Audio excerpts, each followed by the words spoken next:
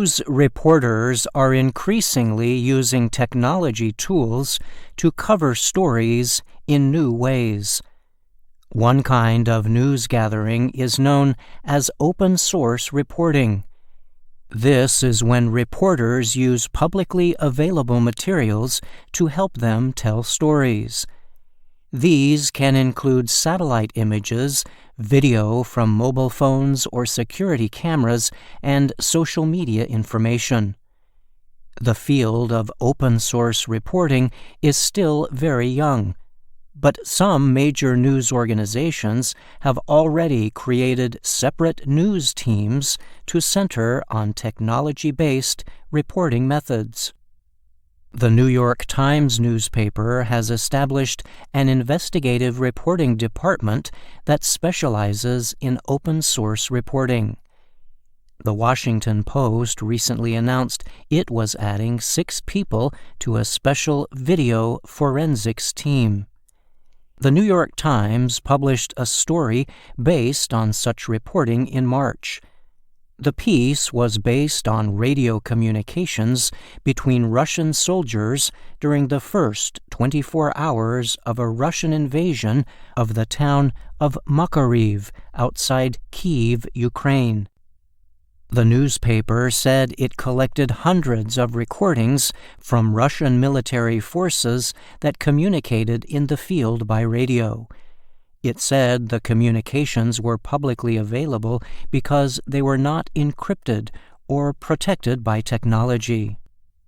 The Times said the recordings were captured and provided by amateur radio operators and open-source groups that gather communications from across the world. Some recordings suggested disorganization in military activities.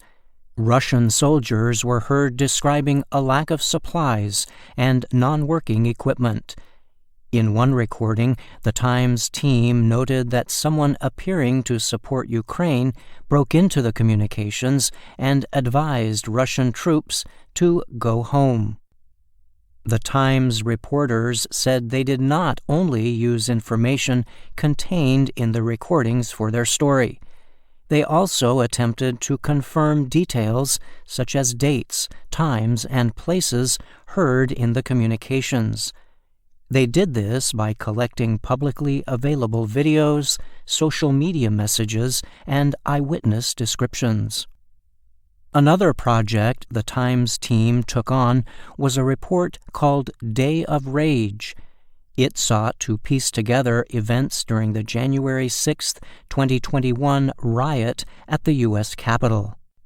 The report included video captured by protesters themselves, as well as material from law enforcement and reporters. It described in detail how the attack began, who the protest leaders were, and how people were killed. A Times video investigation also provided information about an American drone attack that killed 10 civilians in Afghanistan last year. U.S. military officials thought they had targeted a vehicle used by terrorists planning to attack Kabul's airport in the final days of a U.S. pullout from the country. But evidence presented in the Times investigation showed that the drone attack killed a food aid worker who had been transporting water in areas near the airport. 2 other adults and 7 children also died in the strike. U.S. military officials later admitted that the drone had hit the wrong target. The availability of satellite images from private companies has also led news organizations to use them in open-source reporting. In one example, the Times used satellite images to quickly disprove Russian claims that atrocities carried out in Ukraine had been staged. Other technology, including artificial intelligence, is helping reporters seeking to learn how something happened. In 2018, the Times worked with a British company to digitally rebuild a structure in Syria that helped disprove official denials about the use of chemical weapons. In a similar way, the Associated Press created a 3D model of a theater in the Ukrainian city of Mariupol that was bombed by Russian forces. The model, combined with video and interviews with survivors, led to an investigative report that suggested more people died there than first thought. The AP has cooperated with other organizations on several open-source investigations and is looking to further expand its own efforts.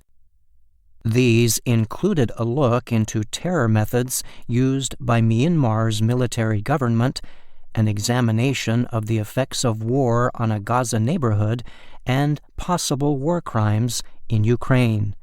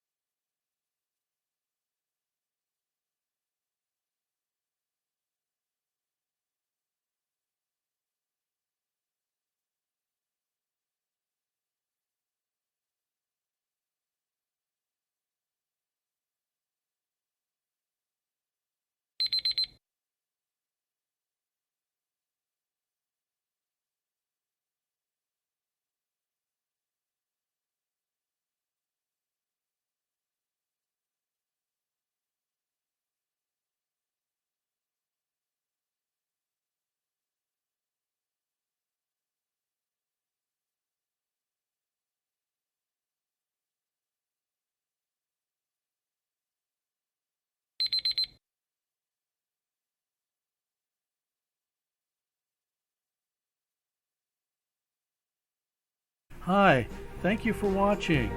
I hope the videos are useful for you. Please subscribe to my channel using the button below.